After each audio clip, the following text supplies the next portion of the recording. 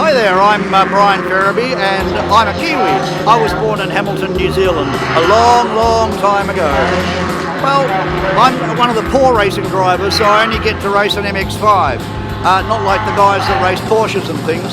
So mine is a 2001 MX5 Turbo and punches way above its weight. The car complies with CAMS 2B, which means it's got an MX5 engine with the biggest turbo we could find.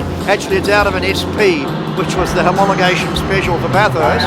It does run a Nissan Skyline gearbox because the Mazda box isn't strong enough, and a CAS diff inside the original Mazda housing. So it's sort of Mazda if you take out the Skyline bits.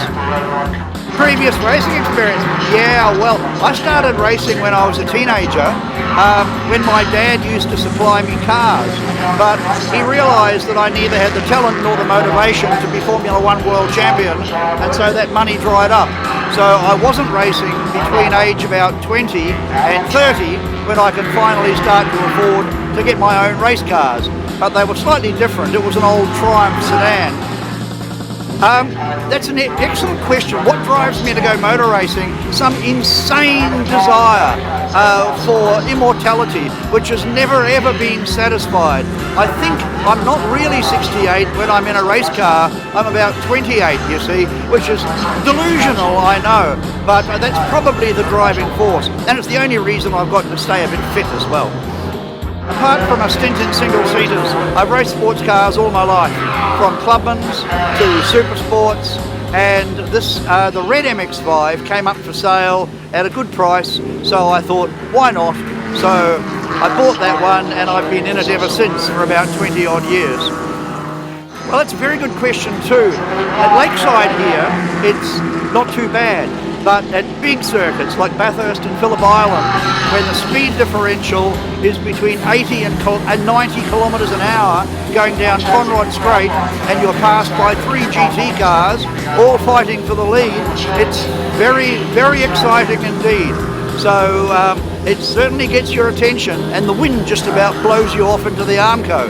Hey, but apart from that, it's good fun. Without a doubt, Phillip Island. I really like it. It's a high-speed track with fantastic high-speed corners, and it's a big track, and you've got to take a big dose of brave pills to do well there, and coming flat out onto the main straight at Phillip Island is a real character building experience, and I love it. What would I like to do? I've raced at the Nürburgring, and that was fantastic, albeit a little scary.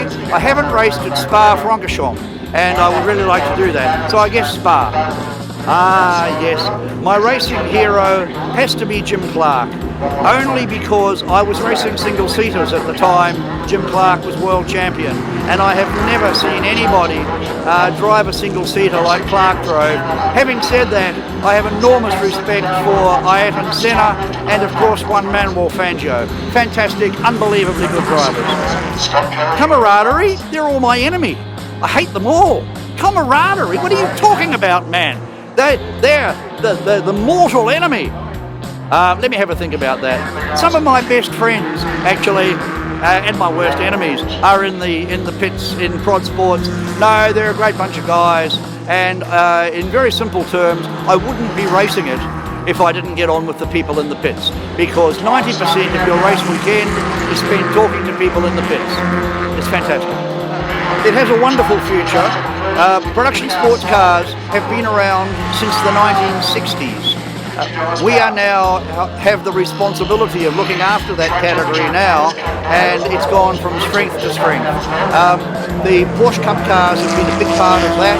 Fields are now bigger than they've ever been before, and it has a very bright future indeed. But I certainly want to thank my good mate Ronnie Prefontaine from WellPro for the fantastic work that he does, and we thank him for his sponsorship. Also Graham Lusty, who's he's even older than me, Graham, so it's great to see him on board.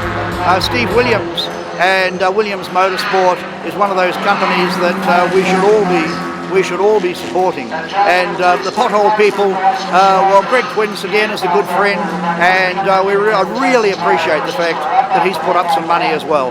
So they're wonderful sponsors, and they're all racing competitors, and we get on really well with them.